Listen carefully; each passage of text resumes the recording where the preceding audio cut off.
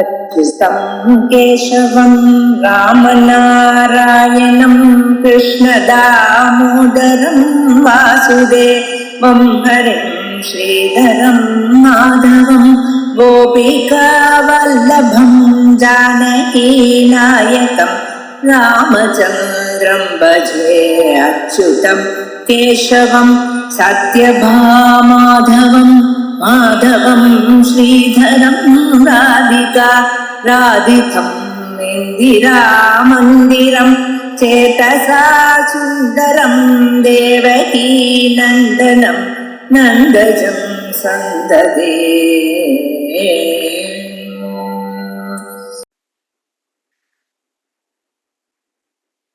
सदाशिवसमारम्भां शङ्कराचार्यमध्यमाम् अस्मदाचार्यपर्यन्तां वन्दे गुरुपरम्पराम्। श्रुतिस्मृतिपुराणानाम् आलयं करुणालयं नमामि भगवत्पादं शङ्करं लोकशङ्करम्। नारायणः परो दण्डमव्यक्तसम्भवम् अण्डस्यान्तस्त्विमे लोका सप्तद्वीपा च मेदिनी। श्री भगवान् उवाच इदं शरीरं कौन्तेय क्षेत्रमित्यभिधीयते एतद्यो वेत्ति तं प्राहुः क्षेत्रज्ञ इति तद्विदः। So in the last class we took up the 28th shloka and finished the bhashyam. That shloka was tamam pashyan hi sarvatra samavasthitam ishwaram nahinasti atmanatmanam tato yati param gatim. So a person who has the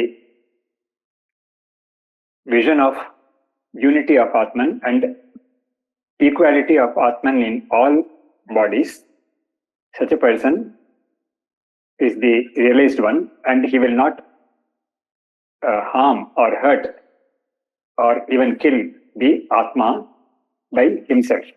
So for that, some discussion was initiated by Bhagavad Pada, and it was stated that killing the Atman or hurting the Atman is nothing but not realizing the Atman as it is, but realizing the Atman to be the body-mind complex.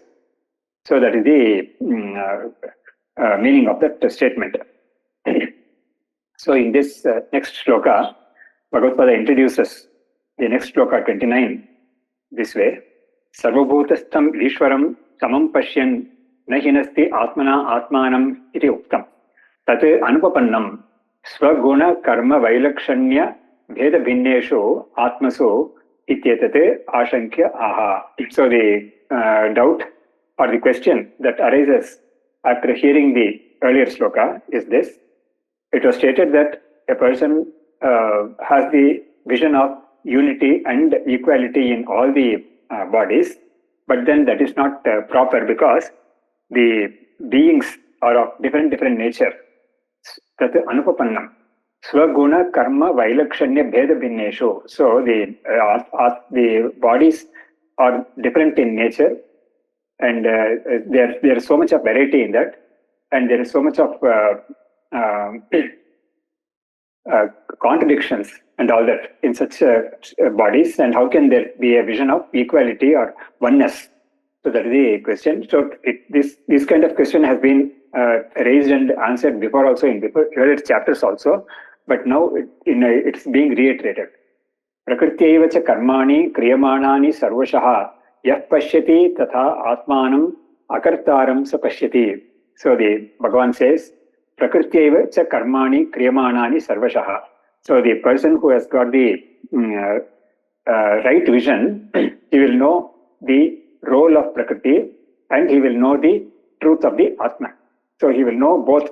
So these two things, that is Prakriti and Purusha, these are the two things which are very important, and in this thematic 13th chapter and everywhere in Vedanta, these are the two things, Purusha and Prakriti. And a person has to know both Prakriti and Purusha in their right dimensions. That is, he has to know everything about Prakriti and he has to know everything about the Atman, Purusha also.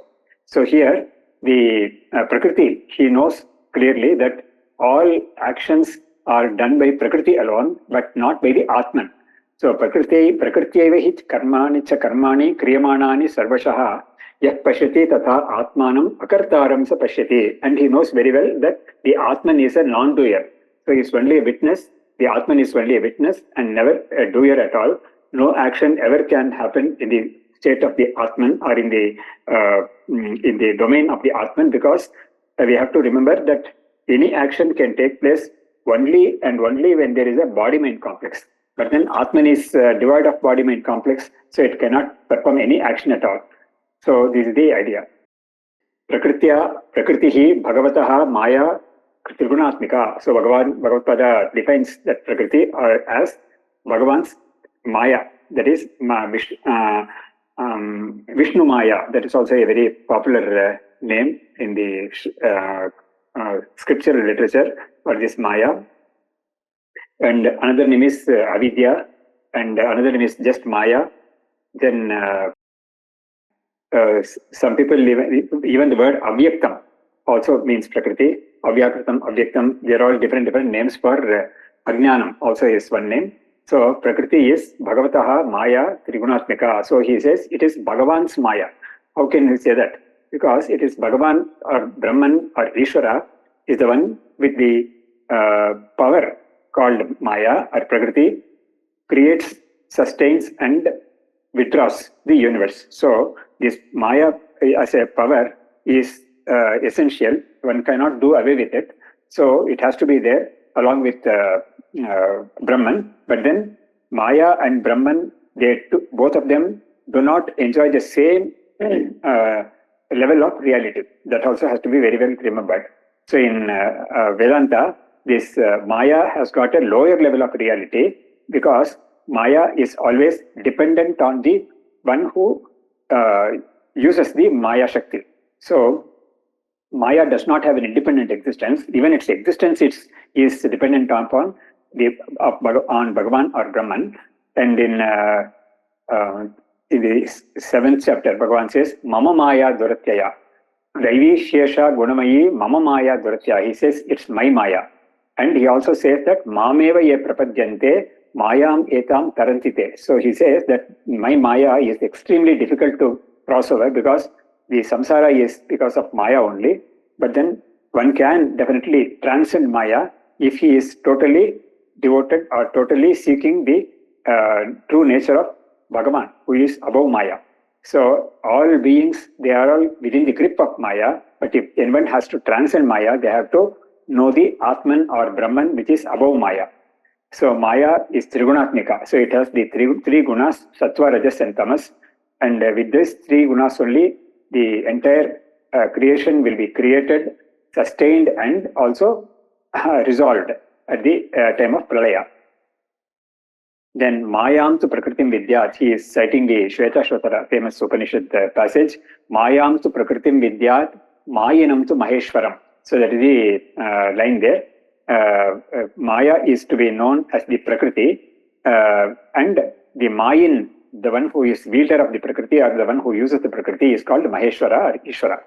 And it's the whole of the creation is pervaded by the Maya Shakti. And of course, wherever Maya is there, Purusha Shakti also will be there. So Maya cannot be there anywhere without the accompaniment of the Purusha. But then Purusha can be there without Maya, and that can happen only in the case of the Turiya, that is the Shuddha Brahman. And we have the famous, in the Purusha Sukta also, we have some statements like Atyatishta Dashangulam. So, Tripadasyamritam Divi. Padosya Vishwa Bhutani Tripadasyam Divi. So, this Tripadasya Amritam Divi. So, this Padosya Brahman is as though divided into 4 parts. Actually, there can't be any division in Brahman, but then just in order to impress upon us that there is a Shuddha Brahman also, the Purusha Suktam says that there are 4 parts in Brahman, and only one part is connected with creation or Prakriti or creation or the world or universe or cosmos. But then the other 3 parts are totally unattached to this creation. They are all, the 3 parts are pure Brahman, and one has to realize that pure Brahman, which is unconnected to Prakriti or untainted by Prakriti, in order to gain liberation. So in the Purusha Suktam itself, we have got two very important indications as to what the pure Brahman is. That is, three parts is untouched by Prakriti, and Atyatishtat Dashangulam, it is about 10 inches above the creation. What it means is, it's not that it's not to be literally taken. It only says that it is unnatural or untouched by Prakriti. So Mayam tu Prakritim Vidyat iti mantravarnartha. Taya Prakritya eva cha na anyena mahadadi karyakaranakara parinataya karmani vangmana kaya rupani kriyamanani nirvartyamanani. So the Prakriti alone is responsible for all karma. In fact, in the third chapter also we have got a statement. Prakritya kriyamanani karmani ahankara vimodhatma kartaram iti manyate. So actions are all performed only by Prakriti. Prakrite kriyamanani karmani sarvashaha ahankara vimodhatma kartaham iti manyate. The Purusha, when he is deluded, he thinks that he is the karta. He is the doer of all actions. But then actually the truth is that only Prakriti is the one which is doer of all actions. And because only in the domain of Prakriti can there be body, mind, complex and all that. So, Taya Prakritya eva cha na anyena. Prakriti alone is the doer, not anyone else. Bhagavad Pada clarifies, na anyena. Mahadadi karyakaranakara parinataya karmani vangmana kaya rupa kaya arambhyani kriyamanani. So here Bhagavad Pada gives an extra information or explanation, because the shloka says that Prakriti alone does. But then Prakriti does not perform anything directly by itself. It transforms into so many stages, and only at the last stage the actions take place. So Bhagavad Pada is giving us the what is between Prakriti and the last stage. That is Mahadadi Karyakarana Akara Parinataya. So here Mula Prakriti, Mahat, Ahankara, the Pancha Tanmatrani. So this way the breaking down happens. So Mahat is the first evolute of Prakriti, and from Mahat is the Ahankara. Then from Ahankara, these are all at the cosmic level. And then from Ahankara, the five elements, Pancha Bhutani, and the five elements are Sukshma Bhutani. And then they undergo grossification, and then only the world is the gross world is created, and then the gross bodies are created, and the mind complex are also coming into effect. And only at that stage, at the last stage, the actions happen. So karmani, what are the types of karma? Vang, maya, kaya, arabhyani. So karmas are all of three types. One is by the word, then by the actions, bodily actions, and then manas, mental actions. So vak karma, manasika karma, and kayika karma. These are the three types. And usually in any of these three types, the other two also will be there. But then what is predominant will be called vak karma. Like for example, when we speak or when we chant shlokas and all that, it is called vachika karma.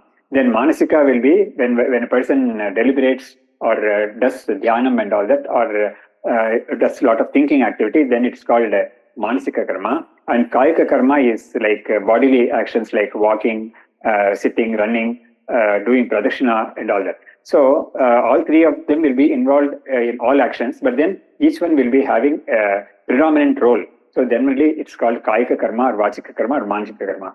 Kriyamanani, nirvartyamanani, sarvashaha, sarvaprakarehi yah pashyati. So all types of karma will be being performed only by the Prakriti. So a person of realization, he knows this. When a person at the level of ignorance, he thinks he is the doer, but then a person of realization, he has discriminated between the body mind complex and the Atman, and he knows that the actions take place only at the Prakriti level or the body mind complex level. Yah pashyati upalabhate tatha atmanam. Then about Atma, kshetrajna, akartaram, sarvopadi vivarjitam. So this Atma is nothing but kshetrajna, and it is non-doer, akartaram, akarta, and sarvopadi vivarjitam. It is free of all upadis. What are the upadis? This body-mind complex. That complex itself is the upadhi. So Atman is untouched by this upadhi. So it is free from all that. Sa pashyati saha paramarthadarshi iti aviprayaha. So he is the one who is endowed with the supreme knowledge, highest knowledge. So the concept of the supreme knowledge consisting of two aspects is being repeatedly stated in this Gita. One is the one place where it is very prominent, prominent is the second chapter, 2.16. Nasato vidyate bhavo, na bhavo vidyate sataha, ubhayorupi drishtavantas tanayos tatsudarshibihi. So here, there, who is a tatsudarshi? Bhagavan defines the tatsudarshi as being endowed with two types of jnanam. One is that he knows for very well, for certain that existence or Brahman will never go out of existence, and he also, that alone is not that much is not sufficient for getting liberation. The other aspect also is to be known, that is the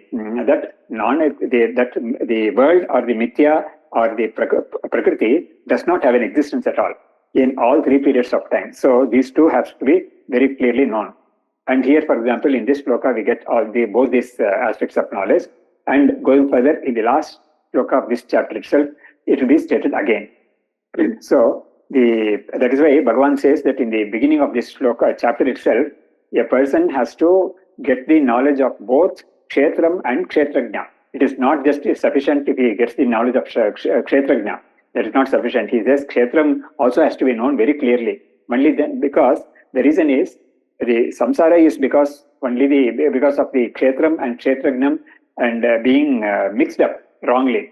So now the method of separating them is being taught, and to know the method of separation, one has to know the nature of both of them clearly. Only then he can clearly see that the Purusha is never ever mixed up with the Prakriti. So these two types of knowledge is being reiterated everywhere again and again. Nirgunasya akartuhu nirvisheshasya akashasya iva bhede pramana anupapatihi. So here the akartaram sapashiti. Akarta is Atman. So Bhagavad Pada is adding some more epithets to that. Akarta, that Purusha, is Nirguna. While Prakriti is Trigunatmika, the completely contrasted with Prakriti is Purusha, is totally free from all gunas. And we have also to remember that all gunas of the Jiva level and the gunas at the Ishvara level, like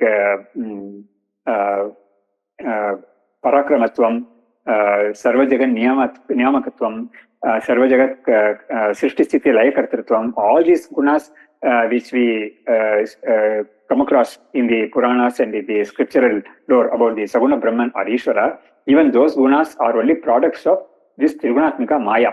So without this Maya aspect, Ishvara cannot be there at all. So that is the idea. So Sattva-guna, for example, gives Sarvagnatvam, then Rajogunam gives Sarvashaktitvam, etc., etc. So all three gunas of Ishvara also will be encompassed by the three gunas only. And at the Jiva level also, all gunas will be because of the three gunas only. That is why even in the Gita, in the 18th chapter, Bhagavan makes a statement, very, very far-reaching statement. He says, Na tadasti prithvivyamba divi deveshu va punaha sattvam prakritijair muktam yadevisyat tribhurgunaihi. So he says, there is no object, not even single object is there in all the three worlds.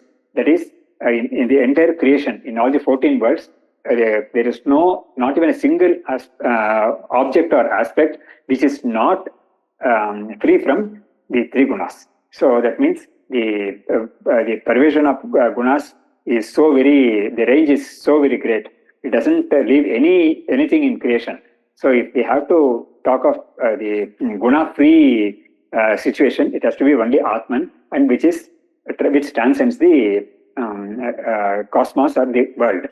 So nirgunasya akartuhu nirvisheshasya. So he says this kshetrajna is also nirvishesha. That is, there are no differentiation. There is no differentiation within the kshetrajna.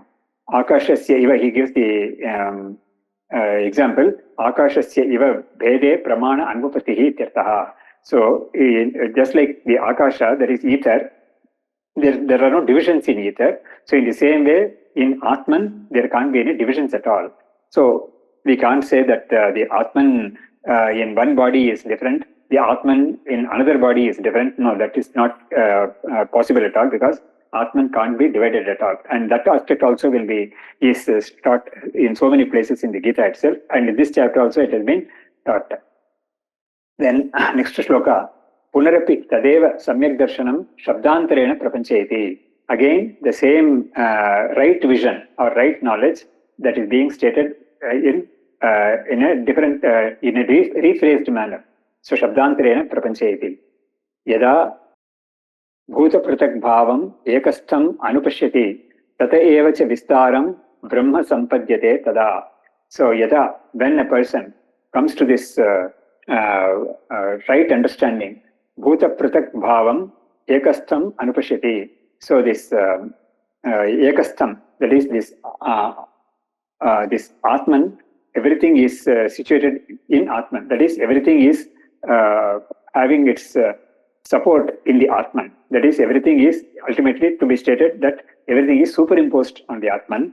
Tatayeva cha vistaram brahma sampadyate tada. Then he comes to know that it is Brahman alone which is pervading everything.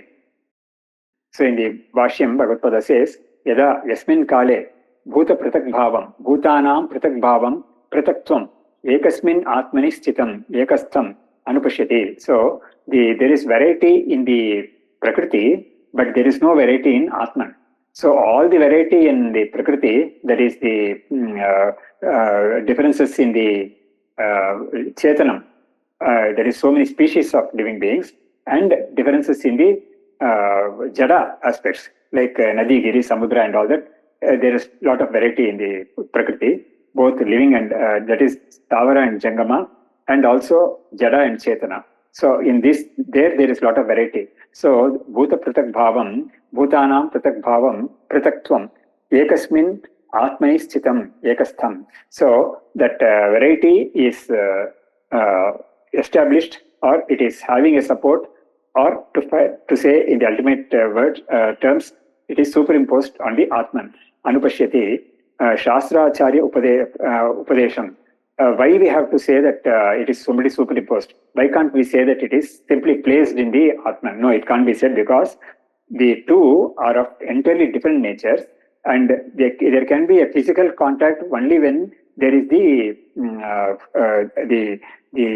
attributes, or some attributes are common. Like for example, a table is a physical object and a book is a physical object. So on the table we can keep a book. So in the book and the table there can be a physical contact, but not such a thing between Atman and Anatman, because Atman is Asanga. Nothing can have any contact with the Atman, nor can Atman have any contact with any material object. And the nearest example for that we can give is the ether or space. Nothing can attach to space. So that's why the example of space is given, but still space is Jada and Atman is not Jada. So that distinction has to be remembered. So Shastra Acharya Upadesham Anupashyati. So on the basis of the teaching received from the Shastram and Acharya, a person comes to this understanding that the variety is actually superimposed on the Atman. That is one Atman. Anu Atmanam Pratyakshatvena Pashyati. So he gets the direct realization of the Atman. Then what he gives the articulation to that, Atmaiva idam sarvam. Everything is Atman alone. Iti. So how can you say that the Jada Prakriti, that variety, full of variety, how can you call that Atman? So it can be called Atman. We have discussed this before also, only on this basis that in the Shastric terms, it is called Vadayam Samanadhikaranam. Samanadhikaranam is equation. Equation is possible only in this case, only when the Prakriti part of it is negated. Bada is negation. So only when it's negated, it can be equated to the Purusha. For example, Bhagavad Pada has given that explanation with the analogy also in the fourth chapter shloka, Brahmarpanam Brahmahavihi Brahmagno Brahmana Utam Brahmaiva Tena Gantavyam Brahma Karma Samadhina. There Bhagavad Pada discusses this and says that before enlightenment, a person sees all the factors in an yajna. For example, there are so many factors in the yajna. The yajamana will be there. There will be the ritvix, and there will be the dravya, which is to be offered as oblation to the homakunda. There will be homakunda, there will be fire. So many factors are there. He will be seeing them as different from each other. But once realization happens, he will be seeing them as non-different from each other, and all of them are Brahman alone in so many forms.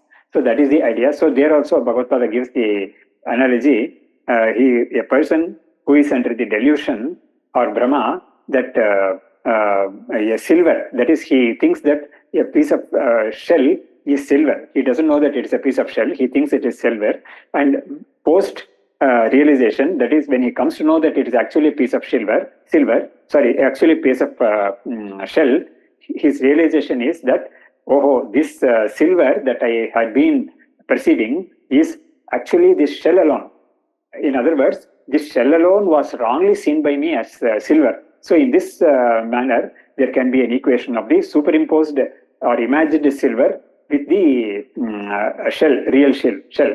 That is called Samanadhikaranyam. That is called Badayam Samanadhikaranyam. So here also, when we can say everything, all this is Atman alone, only on the condition that the names and forms that we are seeing as this and that, the entire Prakriti is actually imagined or false or unreal. So only on that basis it can be called Atma. So Atmaiva idam sarvam.